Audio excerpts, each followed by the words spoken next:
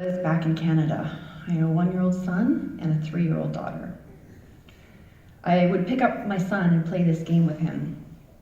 I pick him up and ask where he wants to go, and he points, and I carry him, and my daughter follows. To the bathroom to make silly faces in the mirror, to the bedroom to bounce on the bed, to a closed door, my studio door, and we enter. And the kids are excited because we almost never go in here. And I see my brushes laid out on the table and a box of paint tubes on the floor, and I break down and I cry.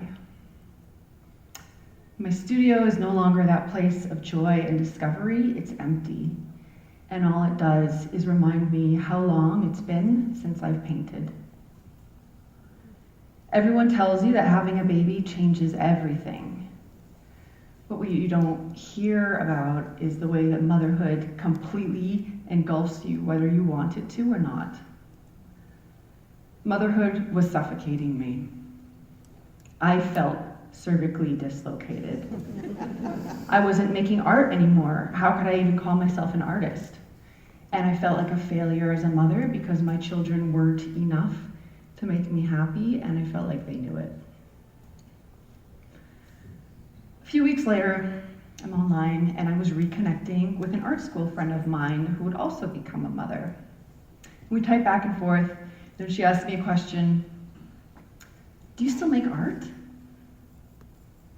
Such a painful question. And I type back a reply, I try, haha. And she replies, me too. And my empty studio felt a little less empty then, but this absence of art was still so painful. I called my sister to vent. She listened. And then she suggested, can the two of you collaborate? Turns out my sister, who's also my identical twin, is really smart. So my artist friend and I, we started making work together. And we figured out a way to make art about motherhood alongside our mothering. She collected her family's dryer lint and weaved it into an umbilical cord-like sculpture. I painted watercolor portraits of the children that were swamping my Facebook feed. We found out how to make art in the small moments when the children were occupied or sleeping.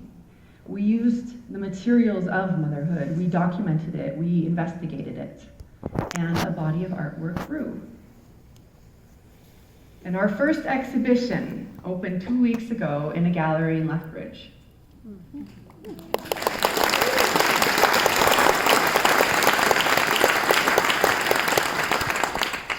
We've all faced problems that really challenge and frustrate us, the one whose solution isn't obvious, or maybe the solution just seems bad, like killing a rat puppy.